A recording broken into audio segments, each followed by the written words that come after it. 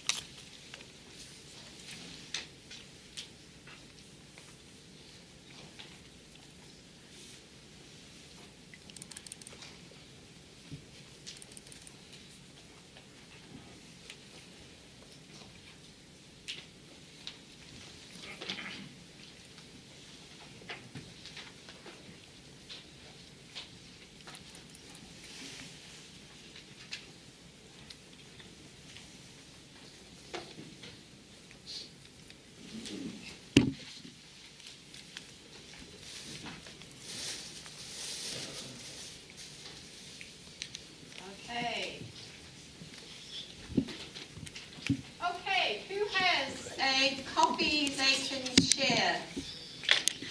Who's got a great, awesome copy? Someone must have a copy they like. Okay, I have one here. Describe why this is a great copy.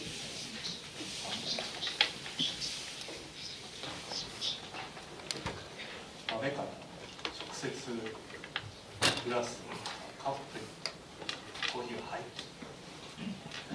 信じられない素晴らしいと思います。 Very good.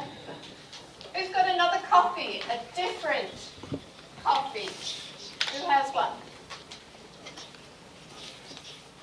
You know I'll pick you. Huh? We have a volunteer.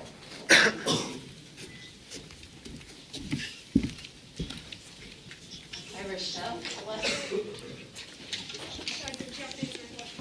Maybe.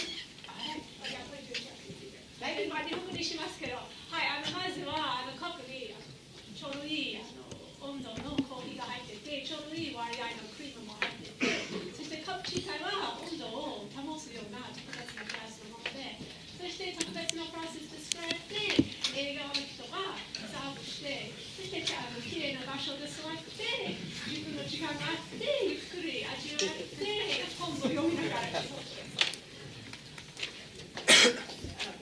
All right. We had 2 good coffees. Well done. Now, everybody ready? I want you to now see why my slides have gone blank.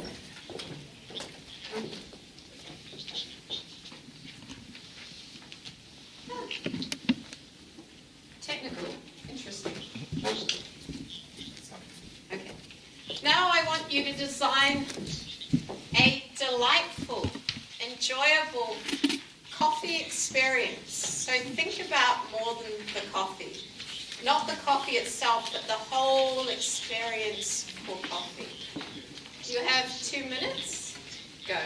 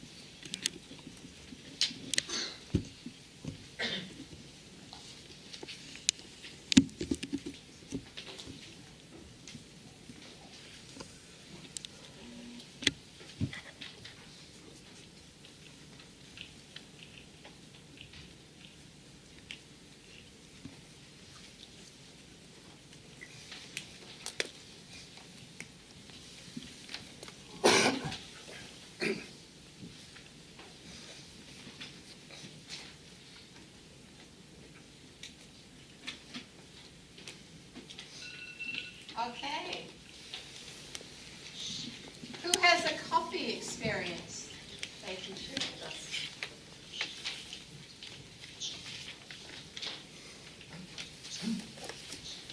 Here.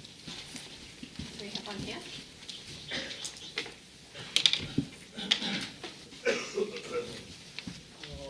とてもシンプルなんですけど、外は雨が降っていて雷があるけどコーヒーを飲んで頭の中で太陽あります。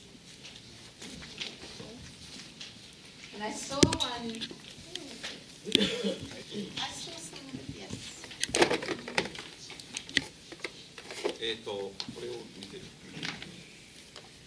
She's my wife. Yes. And in the leaves, me and she, please, good taste. So with your work, that's very nice. One here. This one. I saw some with Mount Fuji. Who has Mount Fuji coffees? Hold them up. Mount Fuji coffees. Yeah? Why the mountain? What is your coffee experience? 山で朝です。綺麗な空気の中で夫婦でコーヒーを飲むというのが素晴らしい。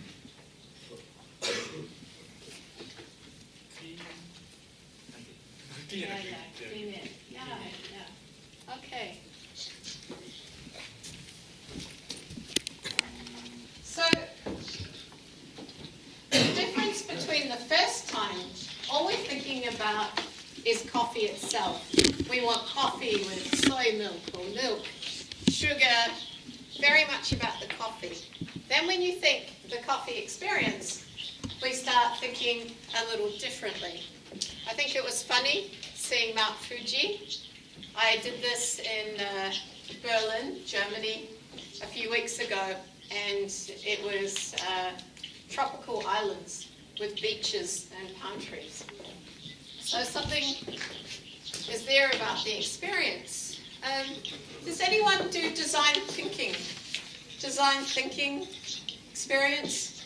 There's a famous design thinking exercise where you design a vase for your flowers, and then you design an experience to enjoy the flowers.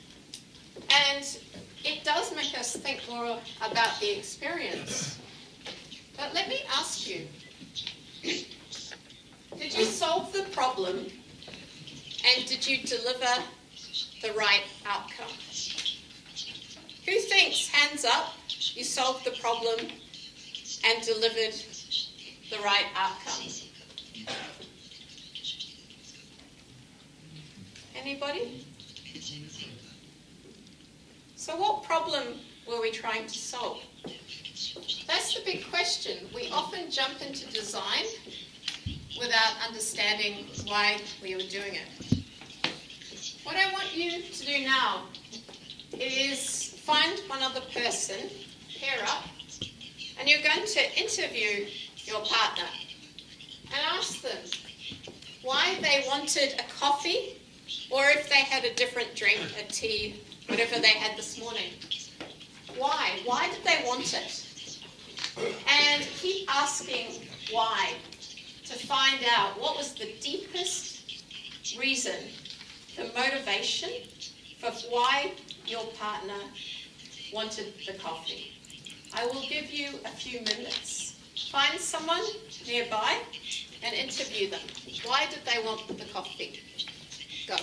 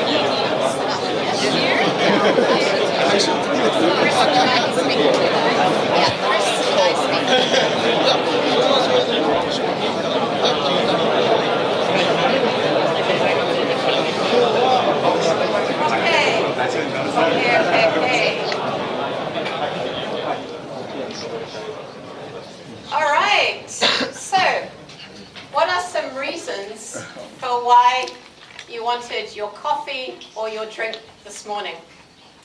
Who's got something? Otherwise, I'm going to choose you. All right. Why did you want coffee? Or which drink did you have? 今朝の話じゃなかったですけど、仕事中の話をしてたんですけど、気分転換にコーヒーを取りに行って席を立って帰ってくるっていうのが気分転換になる。I realized I forgot my translation thing, so that sounds so cool. I'm not quite sure why you wanted coffee. Hang on, why did he want coffee? Who could translate for me? Did you hear? That was funny. The changing mood or the atmosphere and feeling in this morning. Okay, very good. Who's got a different reason? Someone else with their person they interviewed, a different reason for why they wanted coffee. Hang on. Wake up. To wake up. To wake up. To wake up? That's why. Who thought they wanted coffee or their drink to wake up? Okay. All right, well, this is interesting. So I have my two volunteers. Do you have that saying in Japan, to be voluntold? So not really volunteer. I told them they needed to volunteer. So come up.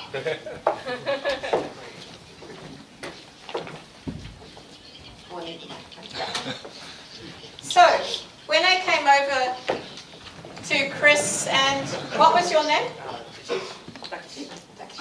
Takeshi. Come here. Don't be shy. It's like a game show. Yeah? Awesome.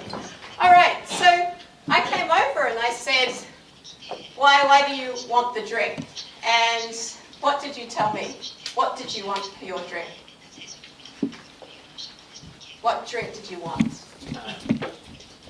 僕は普段はコーヒーではなくてコカ・コーラゼロを毎朝飲んでます。Yeah. And then Chris, what was your drink of choice? Coffee, and also no sugar and energy, right? So that was kind of my initial why. Yeah. So when they came up, this is very classic. So if someone says, well, I want my cup of coffee, and then we say, why? And actually the first thing we got was what? So this person, Kishi, wanted basically, a diet drink so that he wouldn't get to be too fat. And Chris said, well, I have a coffee, but it's black, so there's 0 calories anyway. And they were very happy with their answer, right? We want this. And then we said, but why do you want it? And they said, well, I want it because I want to have energy. I want to be energetic. And then I said, what was my next question? Why? You're a quick learner, Chris. Right? I said, why do you want lots of energy? And he said, well, I want to be more sort of present. I want to be here, right? And I said, but why? And he said, well, I guess I want to learn something. Okay? So that's interesting. Thank you. So this is what we often do is the equivalent in our world of create lots of cups of coffee, right? So we say we have our queue of work or our product backlog for agile people, and we come up with all of these things. We want that, we want a can of Coke, etc. And we have to dig down to say why. What is the deeper reason? So if I start at the first why, which is I want 0 calories, so we know that we need it to be a low calorie drink, right? there's many options. If we say we want an energy drink, or a way to get energy, right? There can be many, many ways to create energy. So, other than coffee, we heard about a diet drink, right? What are some other ways we could get energy today? I need my translation. Speak to your partner now.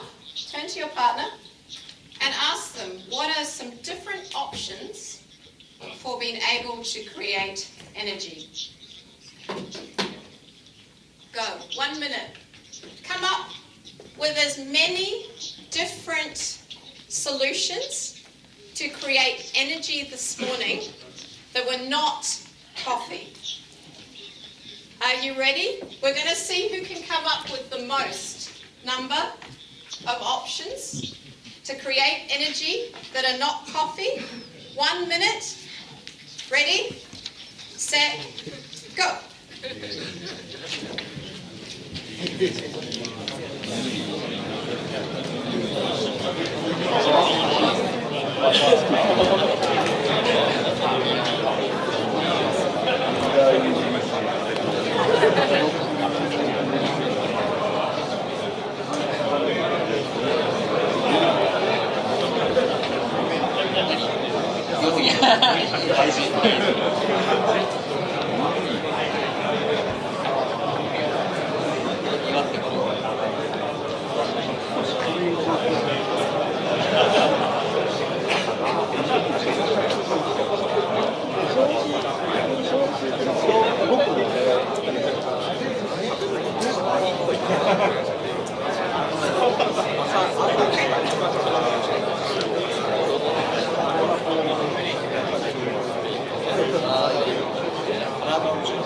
And stop. Stop. Okay. Count up how many options you have. Quickly count them up. How many did you come up with?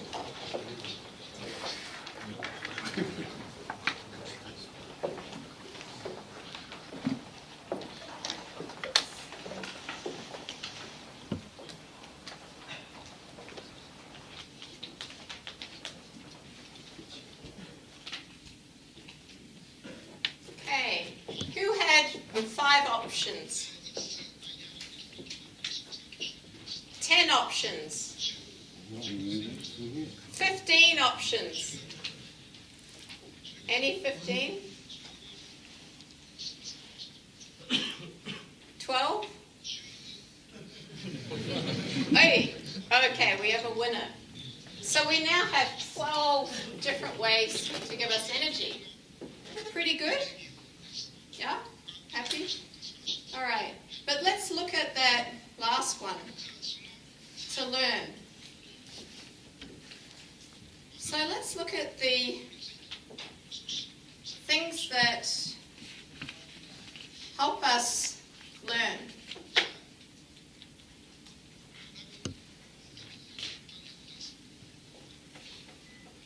So what helps us learn? I have my translation. You can speak in Japanese. What helps you learn something?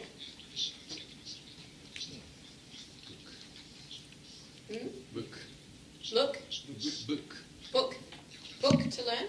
Maybe you can read that. Okay, we can have book. What else?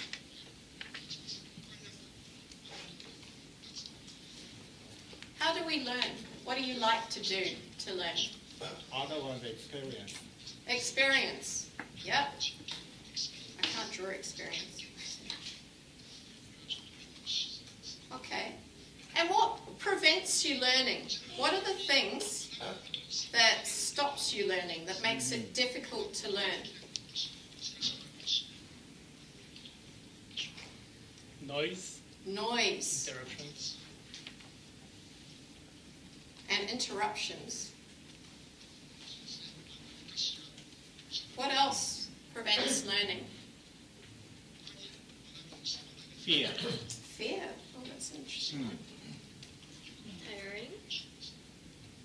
And if you're tired, right?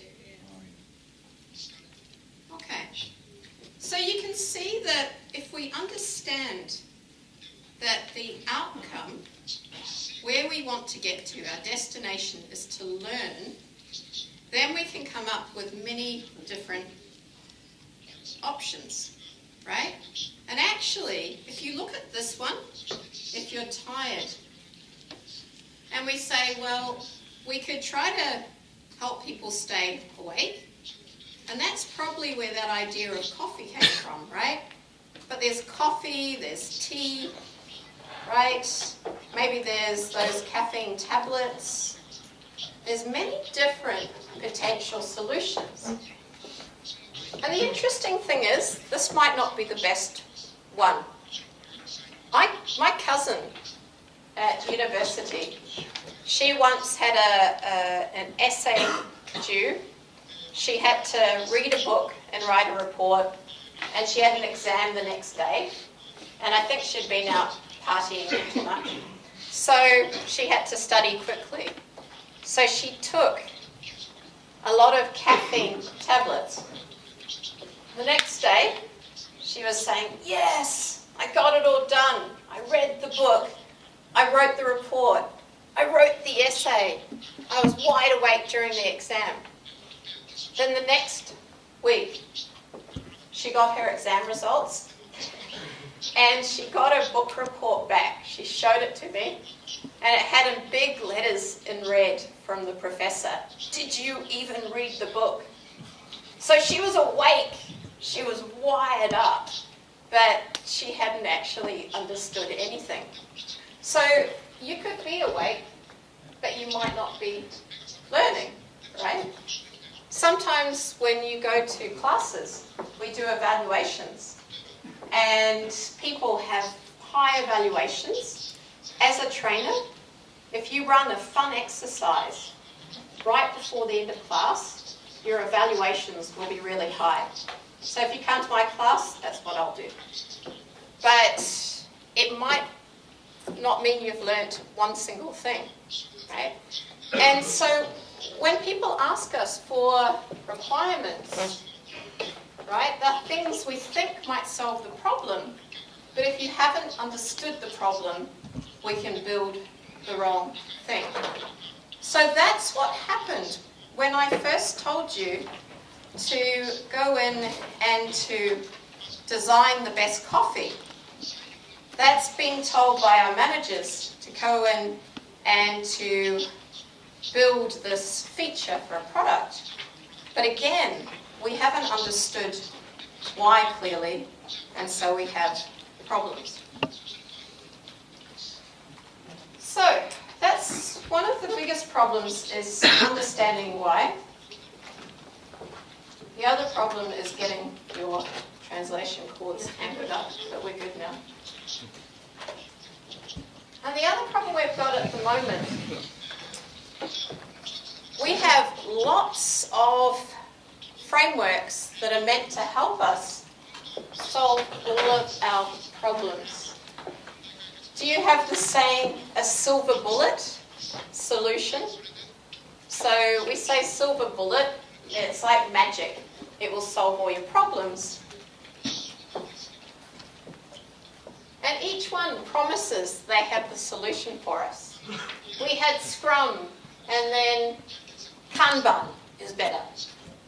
We had safe, scaling agile, but then less is less safe.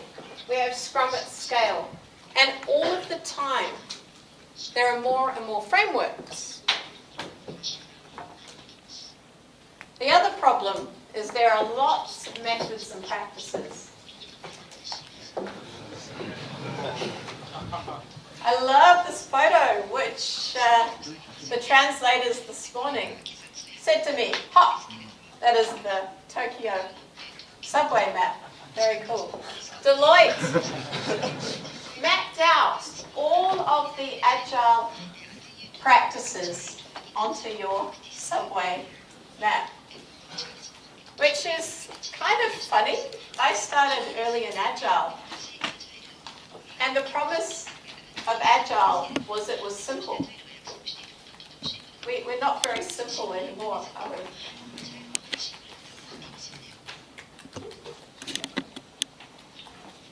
And if you think about what happens, we have design thinking with the promise that we will help you build the right thing. We have Agile, which is about building the thing right. And the problem with that is we have what I call left loop thinkers. There's a big focus on deep discovery. But often we get stuck in analysis. We try to come up with a perfect plan. And then right loop thinkers. We can deliver features fast. How many managers tell us we want to do Agile? We get more features faster.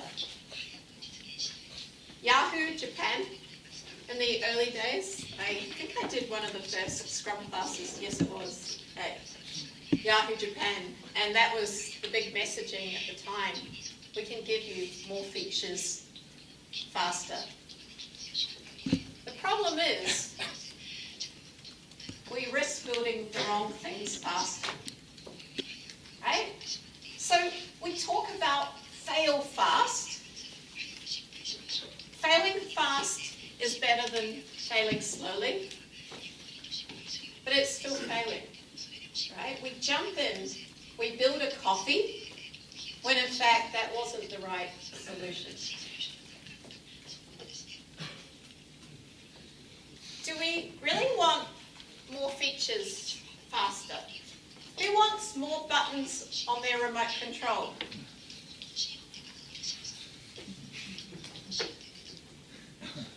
Or do we want the outcomes that matter? I love this photo.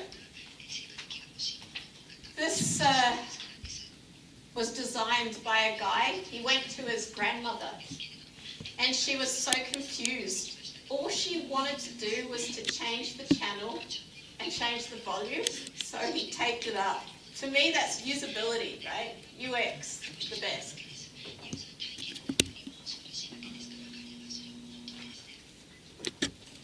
What we need is balance. When you're out of balance, things won't work so well. We want to understand what is the right thing to build and why, and we want to validate and test it out rapidly. This is the Mobius loop. It's a very simple idea. It is to make sure we achieve balance between discovery and delivery.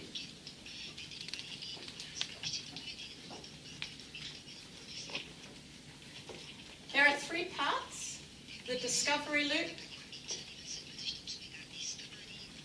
the options pivot. So the discovery is why we're doing this. The option pivot is the potential possible solutions. I don't use the word requirements anymore. Who has met or heard of Jeff Patton? Jeff Patton is an agile usability guy. And Jeff had a great story.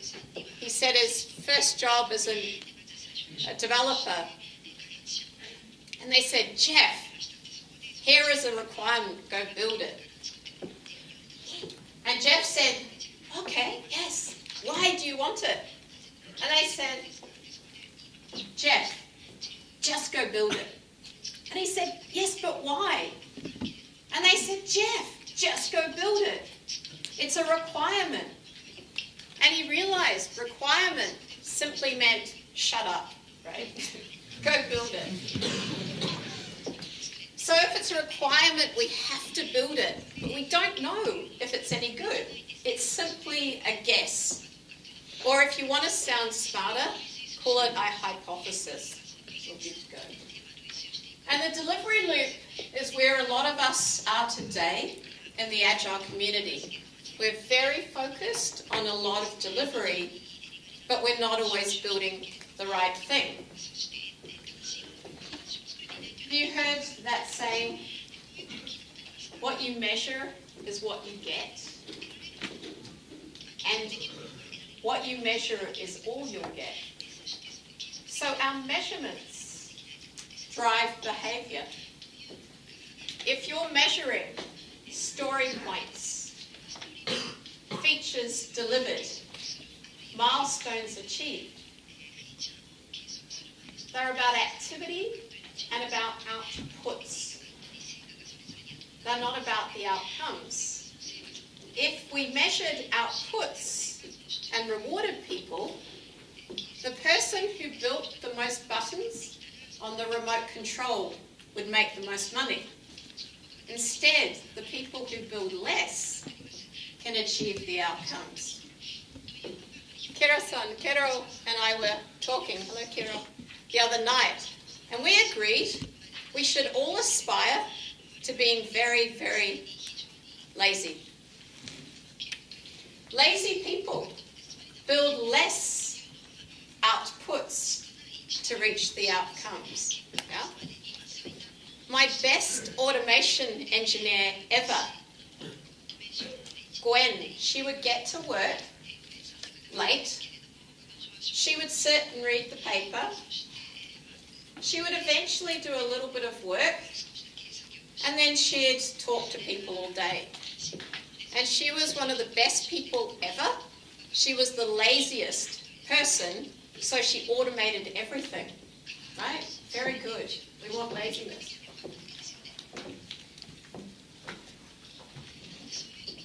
Behind this, we always start, you can start anywhere, but typically we start with why.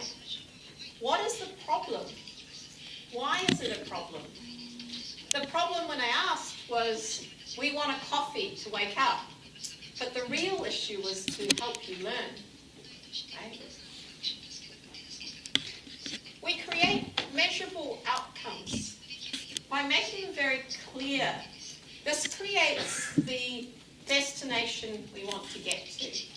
This is like setting your compass, so you know we want to get there, but we don't tell people how. The people, in our case, building the software, come up with the different options. So options are alternatives, different ways you could possibly reach the outcomes. But we don't know until we deliver something, we run experiments. What's the simplest, cheapest thing we can do? And then we measure, did we achieve the outcomes, not just more outputs?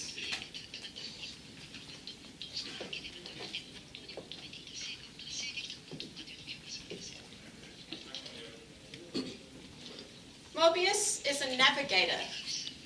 It's not another framework. It's to help you create your own journeys. There are many practices. I have cards with, I don't know, at least 150. Kira says too many. Yeah, it's a big card deck. Huh? But there's always more frameworks, more practices. That's not the point. We choose the ones that work for us. And you use Mobius to create your own journey. I use this very, very differently depending on what you need. But we follow a simple pattern. Understand why, set the direction, create options, and then test them rapidly. Simple. The name Mobius, it comes from some German mathematics professors. And it's a continuous loop. Many processes think very linear, right? You start, you stop. When our software, our products reach people, that is the beginning of the journey. We don't stop. You have to use the feedback loop. And Mobius is, do you know the saying double loop learning? The first loop, you try to solve the problem. The other loops, you're trying to understand and create the system to make this work. So I'll tell you some simple stories to see it in action. This is my friend Jeff, and at the time he was an engineering manager at Google, and I'd shown him Mobius, and he said, I want to use it for life hacking. I want to see if I can use it to help me fix my life. And I was like, okay, sounds weird, but why not? So we started with the problem. He says, I don't like my job anymore. He'd come from a startup where they were very agile. They released every 2 weeks. Then when they entered, Google is like Yahoo, these big companies. Some areas are amazing. You know, Google can have 4-second builds. Other areas are very, very slow and maybe not as agile, right? So they're like countries. So you hear different stories. But he said the problem is we went to 6 monthly releases. It was very slow.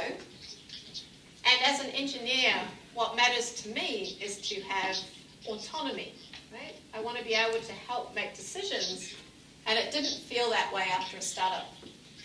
So I asked him questions, what was happening? And he said, well, I get paid a lot of money, but I'm very stressed. I don't have time. I'm so busy to spend time with friends, family. He said I could retire to the Philippines, where he was from, but I love travel and I wouldn't have as much money. And we talked about the impact. Why was this problem a problem for him? And he said, my job is so busy, I can't travel. I don't sleep enough, right? Jeff's a big guy. So he was worried because he had no time to exercise, he was eating bad food, and if he didn't deal with the stress, his family had heart attack risk. So the job was a problem for him, and out of it, he didn't just need a new job, he had to choose something that would help him achieve his outcomes. So the outcomes for him, reduce stress, and we said, how would we measure that? Well, I wanted to try and sleep 8 hours instead of, say, 5 hours. He would wake up in the night worrying about work and not sleep. He wants to improve his health. He wants to reduce his weight, and he wants to travel. He needs 6 weeks vacation. In America, 2 weeks is standard, right? So he had no time. What is it in Japan? Standard. Anyone know? How long do you get standard vacation? 1 week. For 1 week? 1 week. 1 week. But I see Japanese tourists everywhere. I'm from New Zealand. They're everywhere. Do you just go without people noticing? That's crazy. Okay. Financial security. He needed to earn at least $100,000 per year. He lives in Silicon Valley. It's expensive. And we wanted to track his progress. If you don't track things, it's hard to know if you've made a difference. So he said, my baseline for sleep is 5 hours. My target is 8. He did the same for his weight. I won't go through all of these. His travel target from 2 weeks to 6. and to be able to get more financial security. So once we understand what we're tracking, it generates ideas. How could we achieve Jeff's goals? He could get another similar job. He thought about becoming an agile coach. Yeah? Maybe you all agile coaches could take more holidays, yeah? Good idea. Or he could retire. So which one do you do first? Well, what he did was he said, let's compare them. These are my options. And these are my outcomes. To be able to travel, reduce bad stress, improve my health, financial security. And the director of engineering, not very good for travel, very stressful, doesn't really help his health, but it's good financially, so he gives it a score. And he did that for the other ones. But he didn't know. He had question marks, right? So we don't. We should say, we really don't know the answer until we test it. I often get managers saying to me, I know this is a good idea. Have you heard the term hippo? Like, you know, hippopotamus? Huh? Hippo? Do you heard that one? Stands for highest paid person's opinion. Hey, that was English. I heard that translation. And they would say, I know this is a good idea. And I say to them, do you really know or you think you know? If you haven't tested it, you don't know. So we run experiments, right? What can we do quickly and cheaply? So JF wanted to check, would retirement be great or boring? And would he like to be an agile coach? So what he did was he actually quit his job and he went to the Philippines for 3 months. Then he had arranged to do a coaching consulting engagement for 3 months when he got back. And he measured what happened against his goals. And then he worked out, what did he learn? He found that retirement was really, really boring and he missed his friends. He also found that coaching was risky. He was promised a contract, then it didn't come through. So coaching is a lot of work or no work, right? So it was very risky. And then he said, as I come around the loop, I'm going to adapt. What do I do next time? Life happened. His brother had a baby, so he had a new niece. Then all of his best friends, who had thought about going to the Philippines, moved down to Los Angeles. So even with the best laid plans, everything else changed. So then he had to go back around and say, what do I do differently? And what he did was he ended up finding a new startup company in Silicon Valley.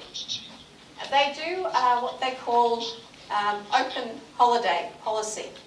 You can take as many holidays as you like, as long as your manager agrees and you do the work. So now Jeff can actually travel 6 weeks a year. He doesn't earn as much money as he would have at Google, but the trade-off for his life was much, much better. And he had time to start a travel startup with a friend so they can take tours, get paid some money for it. So now he has lost weight, he's a lot healthier, he's very happy. And if he hadn't have done this, he would have probably got a similar job to what he had before because he hadn't understood what were the drivers. So that's a very, very simple example. Do you want another example? No, it's okay?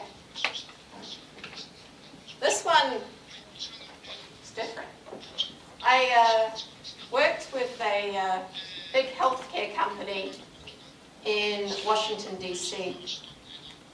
And we were setting up systems to help the software for hospitals. So part of the story is off of that.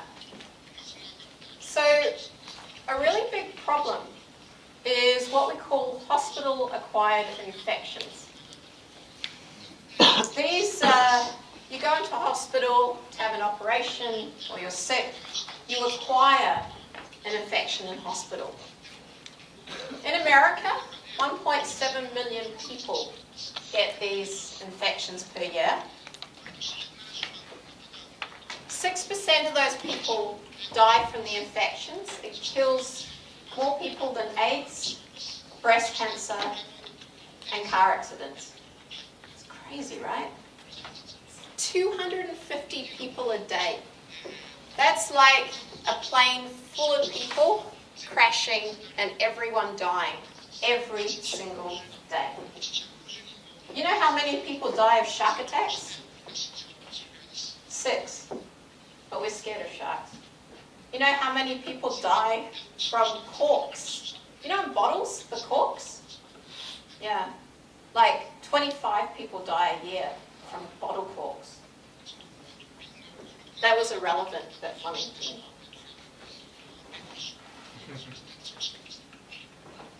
What it means for the hospitals. Medicare in America, Medicaid, said they would no longer pay for these infections for hospitals in 2008. So hospital stays increase by 17 days, and 98,000 people die per year, and it costs $40 billion in the US alone. So when you start with this problem, you think, well, it's pretty obvious. Bacteria gets to the hospital and it spreads. So we use the Mobius loop to figure out what is happening. So we start with the outcomes. What do we want to track and measure? Ultimately, we want to reduce preventable hospital-acquired infections. 70% are preventable, right? They shouldn't happen. And we want to reduce patient deaths. The benefit, or the more business outcomes, we want to reduce hospital stays. We want to reduce costs. And we want to improve the hospital's reputation. We can add our trackers. So we want to get down that 70% from, say, 10% of patients who get the infections. We want to bring that down to 3%. We want to reduce the deaths, preventable deaths down. We want to bring down the stays in hospital. And the big benefit, why hospitals will pay for this, is to be able to save a lot of money, right? Save $1 million a year and improve their reputation in the hospital rankings.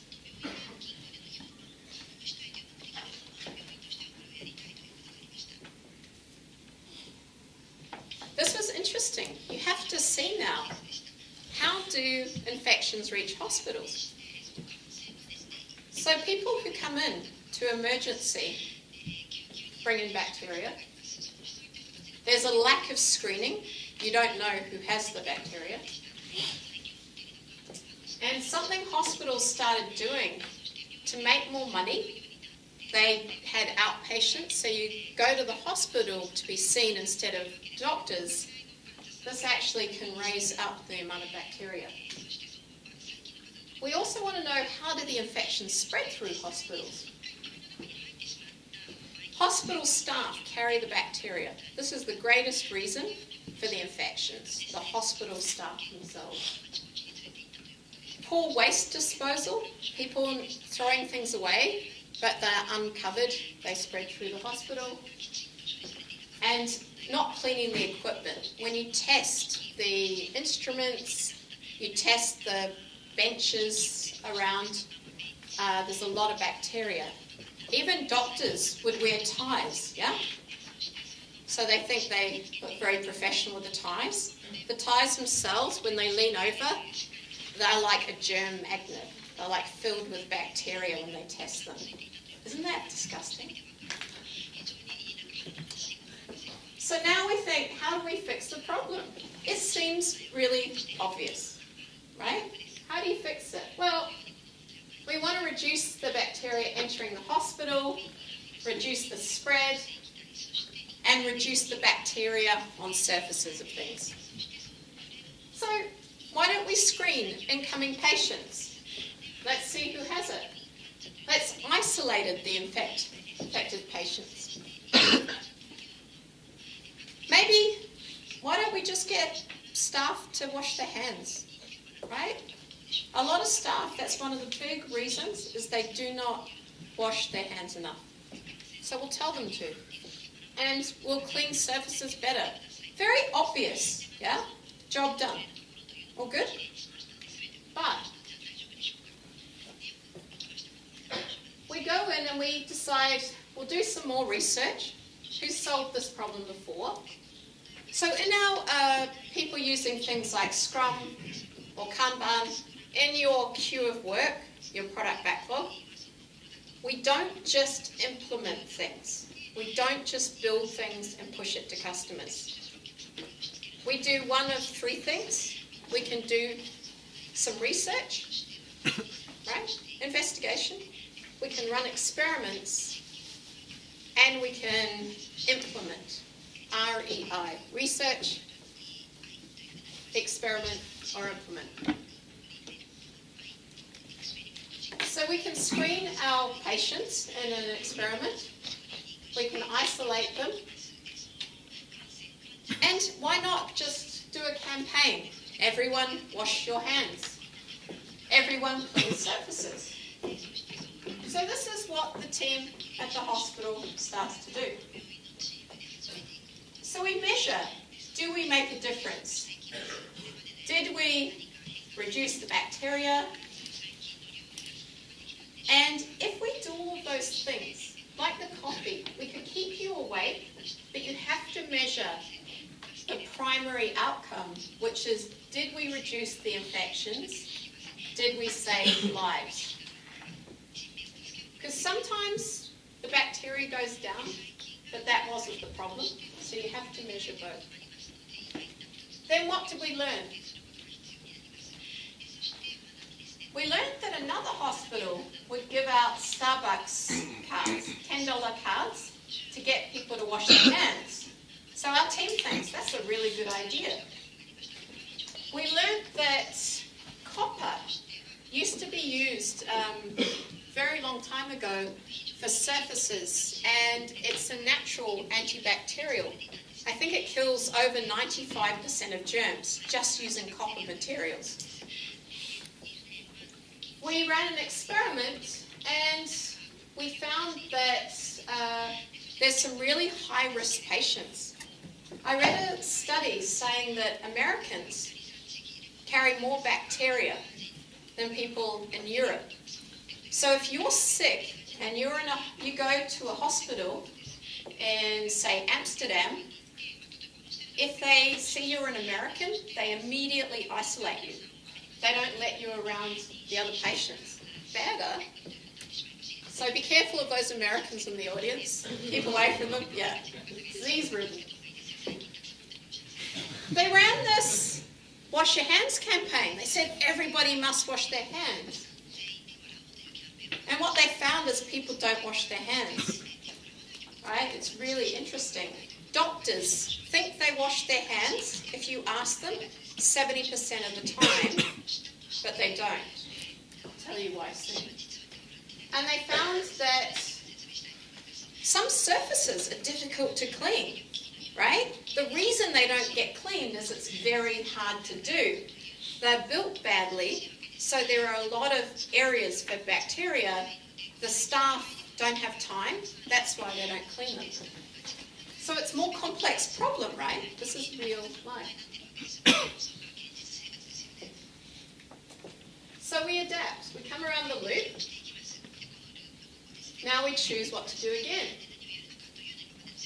We now say, well, let's research the patients at high risk. We find out they're Americans. We might isolate them.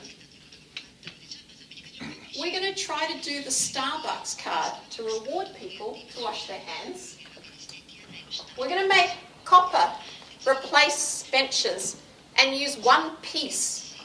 Anything with joins, right, creates cracks. So we create seamless, new equipment, one piece. So we redesign everything.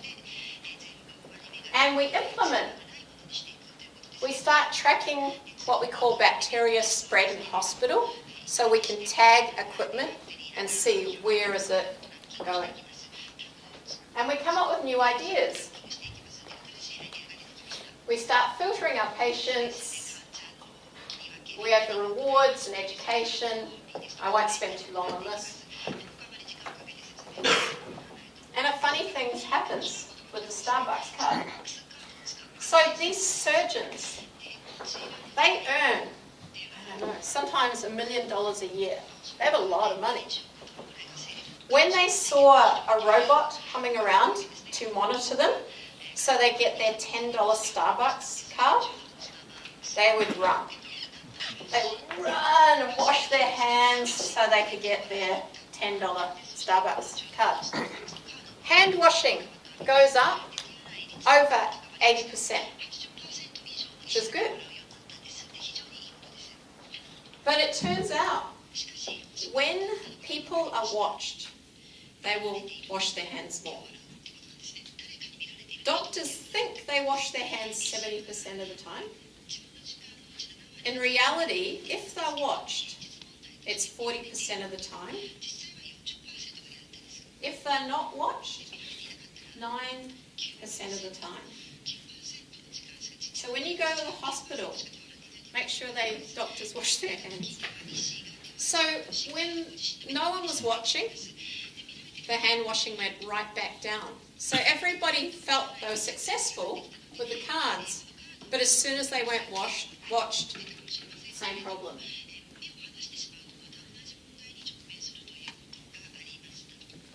The copper worked well though, so they started rolling that out throughout the hospital. We know about the US citizens, we isolate them, and we adapt. Fear factor. So this is a really brilliant story. This hospital in Los Angeles, Cedars-Sinai, they got a petri dish and they asked doctors, they surprised them, and they had to put their hand in the petri dish. And then they let it sit for 1 week and showed the bacteria that grows. Right? Disgusting. Then they made a screensaver. And that is everywhere in the hospital, on all the monitors. You know what happened? The hand washing went to over 90%. Very cool story. This is so ugly, right? But all these hospitals around the world have asked for that screensaver so they can use it now. So that is our world. Our world is about solving complex problems and going around the loop multiple times. The first time we thought we had the answer. Go wash your hands. But people don't want to. So we have to find a way to get people to wash their hands. So I think almost time to wrap up. Okay. I'm just going to show you a few examples of where this Mobius loop has been used. Very different. The first one is Peace Through Prosperity. It's a non-profit organization. They go into Pakistan and they run a 5-day, what they call MBA. They get people who sell like fruit fruit on the side of the road. They cut hair on the side of the road. They're very, very poor. So Kubir, who's up there, who runs the organization, he thinks that radicalization and terrorism is not a religious issue. It's a socio-economic issue. What happens is these very poor people have to borrow money. They borrow money from people, loan sharks, and they can never pay it back. When they cannot pay it back, their recruiters from Al-Qaeda, terrorist organizations, come round and they say, give me your sons, you'll have no debt, right? And this poverty causes all sorts of issues. So what they do is they use Mobius problem solving, and they use Agile, and they teach these people how to improve their businesses, right? So when their economic status improves, they no longer get taken advantage of by the recruiters. This is 2 weeks ago in London. So this is Google Apogee Cloud. So they're using Mobius for helping them design their own work, a very different way to the one before.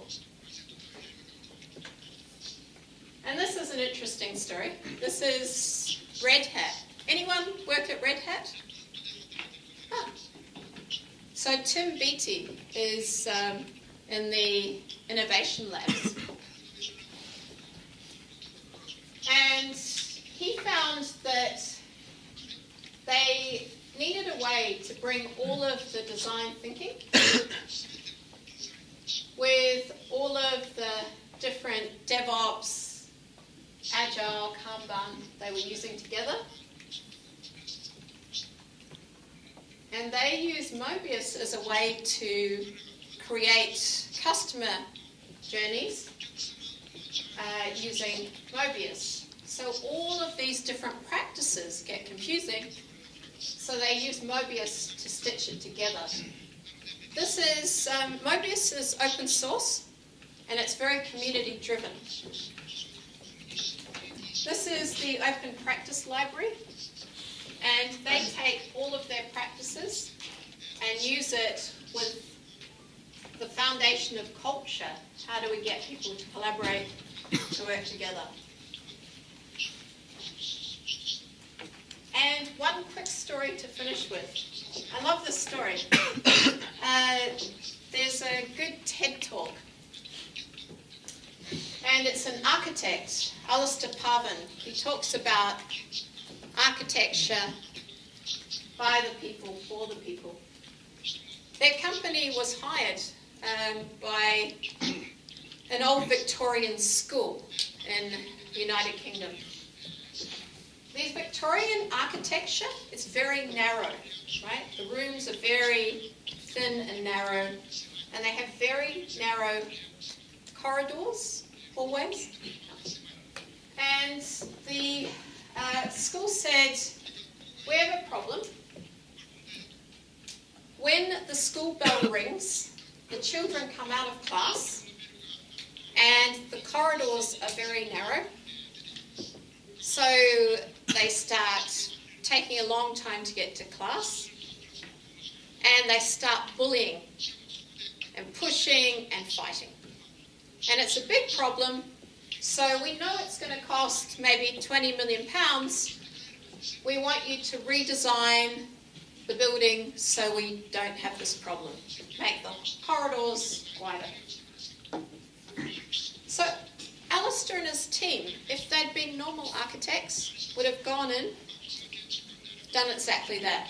Instead, they watched what happens. They go out and they see the school bell rings. All of the children pour out, fighting, bullying, slow. And they said, let's try an experiment. They went out and they bought individual school bells, small bell. They turned off the main bell.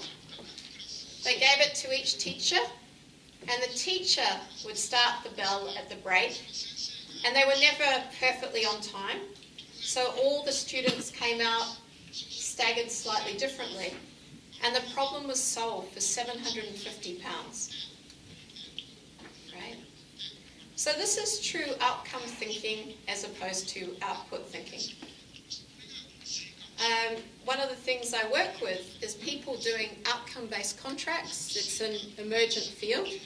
And the idea is that instead of getting paid for time or a lot of features, we get paid when we deliver outcomes, right?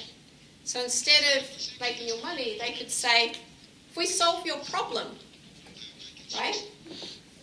Maybe for one day's work, which it was, we can charge you 10% of what you save.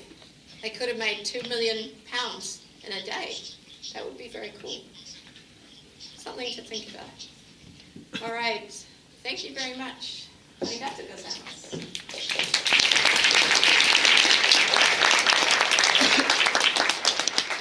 りがとうございました。We have several minutes to have the question. Is that okay?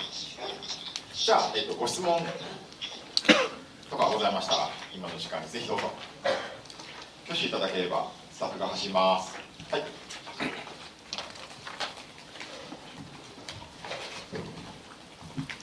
素晴らしいセッションありがとうございました。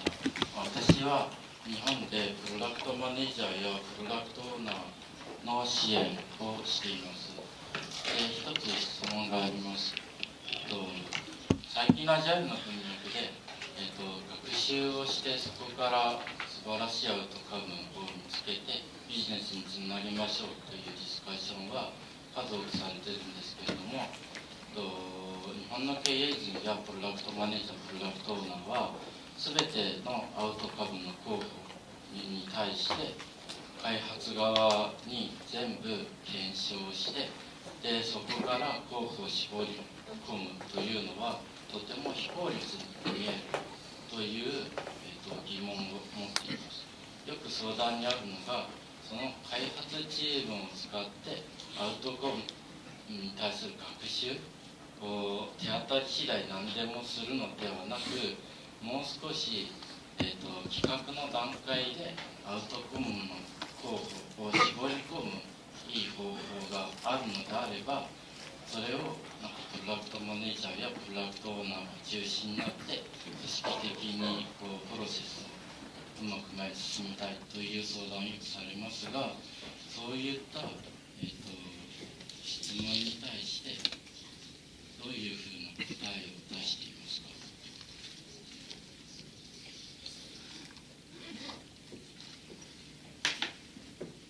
So one of the more successful implementations we had was, it was actually a Japanese travel company, Mickey Travel. They do business to business, the back-end hotels and things. And one of the head of technology, she'd been to one of my product classes and said, can you come in and teach this Mobius stuff? So we did, and we got, in the room I think there were 2 technical people, everybody else was management, so sales, the head of the company, everybody was in the room. And it was interesting, and I went, okay. So we used the Mobius loop, and we said, now pitch all the different projects or programs that you want funding for, because they didn't have enough developers, too many people deciding ideas, not enough people doing it. And so they had to come up with why they were doing it, what were the outcomes, and how would we measure success. So I made them do it. I trained the upper level in outcome-based thinking. There's a big move at the moment to this idea of intent-based leadership. There's a video, David Marquet, Turn the Ship Around, and he talks a lot about this in military and how we want to have leadership set the direction and a strong sense of purpose, but let the people figure it out. So I think one of the things we do not so well in Agile is we do it in the middle. We do it for the developers, but we don't help people in leadership with how they can make this work. It's a system. It breaks if you only fix one piece of it and not all of it. So I make it their problem to solve. So I say to them, you need to come up with, what are the outcomes? We will help you, but you need to be very, very clear, what do we need to measure? Now, they're often business people. This is the way they think. I love working with them because they'll say to me, well, we need to reach new markets. We need new customers. We need to generate revenue. We need to stop having people leave us, whatever it is. Then all of those set a high-level strategic Mobius loop with outcomes that then the teams can say, if you want to retain more customers, we'll work out why they're leaving in the first place. We will investigate. We will create our own outcomes that will help deliver yours, right? So we turn the problem around. We turn it back to them to say, we'll generate things that move your numbers. You don't impose them on us, what to do. We'll figure out the best way. Now, I did this once many years ago at Skype, when it was still Skype, not owned by Microsoft. And one of the product managers had the same problem. So we got teams together, generated outcomes. He delivered, with a lot less work, so much more revenue for Skype. It was so incredibly successful that when they had all the product managers have to show what they've been working on for the last, say, 3 months. Everybody else had 25 slides, right? We have delivered these features, these features, these features. Jamie has 1. We delivered these outcomes. We generated £24 million. It took us this much investment, done. The next day, he was promoted to head of all the product managers. They don't care how you do it. They care about the impact, the money. So we have to change our language. In Agile, we tell managers they have to look at our backlogs. They have to track features delivered and points delivered, change it, move away from it, train them up. They understand this. They like outcomes a lot more because their bonuses get tied to making money and things, right? So we show them to look good, they're happy. Yeah? Easy. Maybe. Other questions? 何質問ありますか？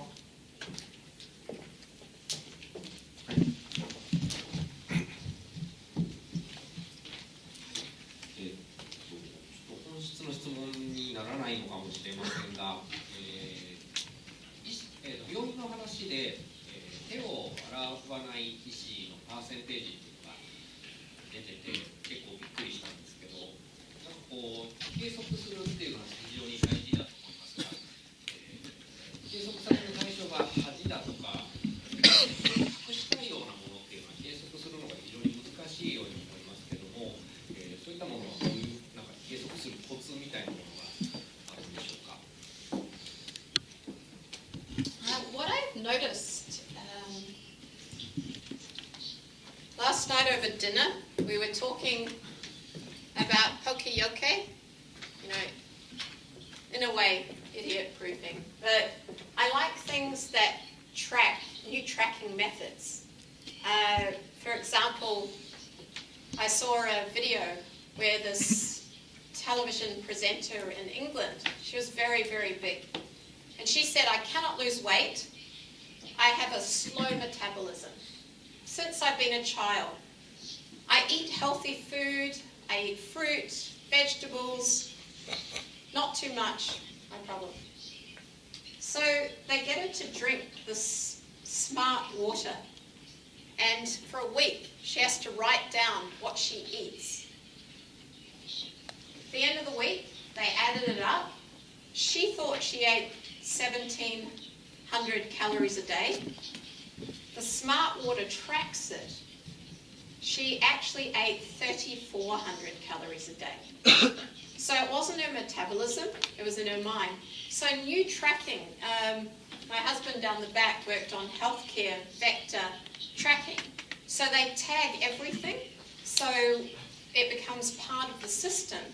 So having what we call situational awareness, where we understand what's happening around us, is very important to doing this. If you don't have the feedback, so if product managers push things out without measuring the impact, it's like driving with a blindfold on. This data exists, but we don't give it to our product or our management people. We track the wrong things. So you need to create smart tracking as part of this journey, and it takes a long time to do. This will be doing it manually, getting better, tracking things. Even defining measurements is very difficult. It takes work, but it makes things very clear. Then you can start automating it, because the doctors, when they're watched, but if you randomly check their hands, then you can see the samples show us what's really going on. So we need to keep tracking those things. Does that help? No? Okay. I have long answers, don't I? Sorry. Another question? Or you finished? Okay. I have exhausted you all. We can now go have a break. Thank you. はい、ありがとうございました。